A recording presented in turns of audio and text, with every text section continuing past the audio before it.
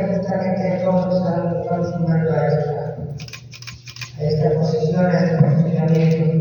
Saludo con distinción a las diputadas y diputados integrantes de la sesión permanente de la 32ª legislatura, las personas que nos acompañan en la clase, a los medios de comunicación, las diputadas y diputados presentes, a quienes nos siguen a través de las diferentes plataformas de Congreso del Estado, a los medios de comunicación. Hoy acuso esta tribuna con motivo de la entrega del informe anual de la Comisión de Derechos Humanos del Estado de Puebla. Un informe que debería representar el ejercicio más alto de rendición de cuentas, de evaluación institucional y de compromiso con las víctimas, pero que lamentablemente decía todo lo contrario. Y lo primero que debe señalarse con claridad es que la forma en que este informe fue entregado es tan cuestionable como su contenido. Se permitió que el informe se presentara sin la comparecencia, sin diálogo directo y sin que la presidenta de la Comisión de Derechos Humanos acudiera al pleno a la comisión a rendir cuentas frente a los diputados y diputadas de este Congreso.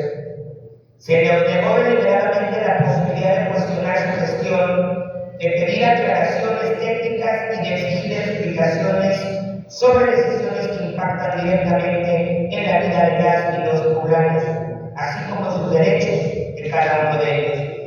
Eso no es un trámite administrativo, es una omisión grave del control democrático de un organismo autónomo.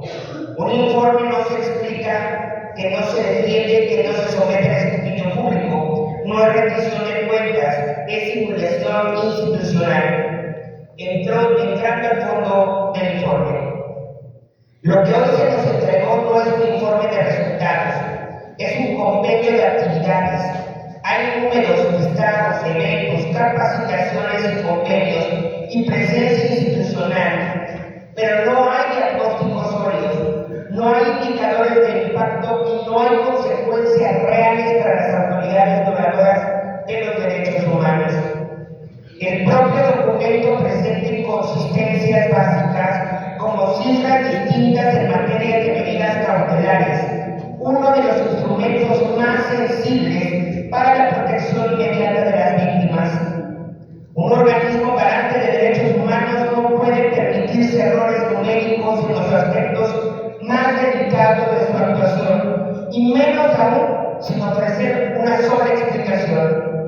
Se reportan miles de quejas, miles de expedientes concluidos y miles de trámite, pero no se explica cómo se construyen esas cifras, cuántos asuntos corresponden realmente a esa gestión y cuántos son rezagos de los años anteriores.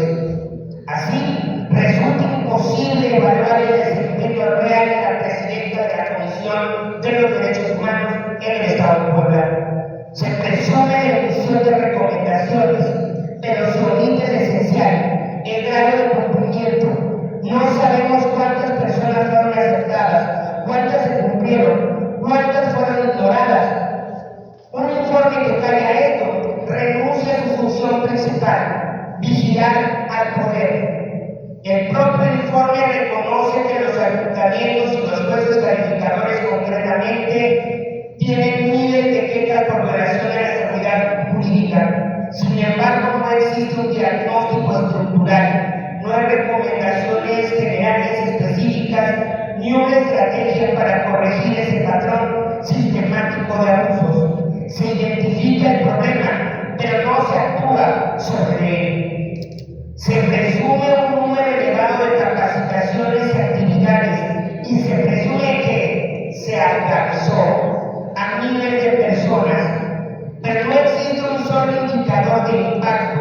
No se acredita que estas acciones hayan reducido violaciones, cambiado prácticas institucionales o mejorado la atención a las víctimas. Se confunde presencia con resultados. Y aquí debe decirse con claridad.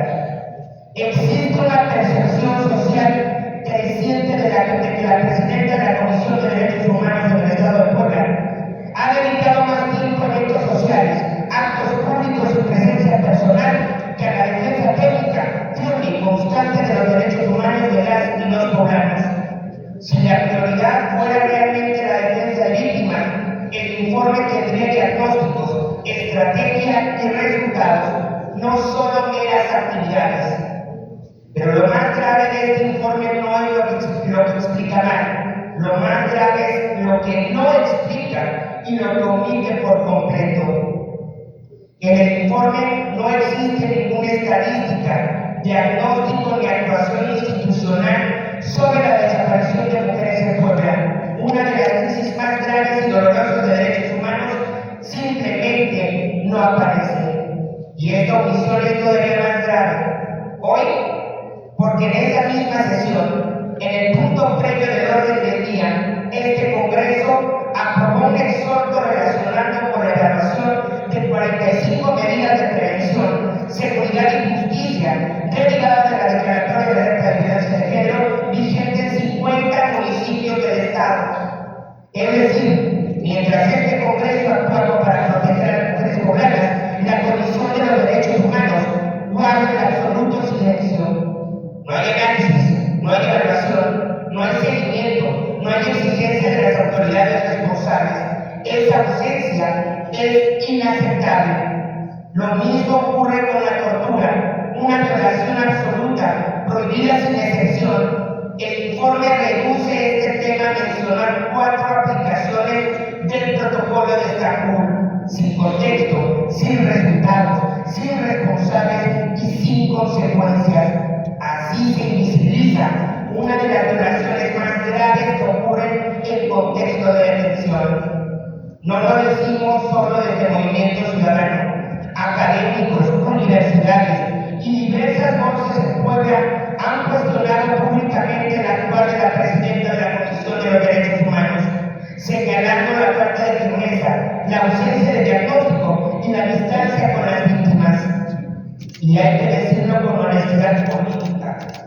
Movimiento Ciudadano le dio un voto de confianza cuando fue designada. Creímos que Puebla tendría una auténtica ombudsperson, autónoma, técnica y valiente. Hoy debemos decirnos con claridad, ese voto de confianza fue traicionado, no solo al Movimiento Ciudadano, sino a las y los poblanos que esperan una comisión que defienda, que incomode y que actúe. Por eso cierro con un mensaje directo y responsable. Si la presidenta de la comisión no puede asumir el tamaño de la responsabilidad, si sus prioridades son otras, si prefiere la presencia social a la defensa firme de las víctimas, lo más digno es que renuncie y que permita que Puebla tenga un perfil verdaderamente comprometido con los derechos humanos. Puebla no necesita una comisión cómoda, Puebla necesita una auténtica ombudsperson. Ante eso, Movimiento Ciudadano no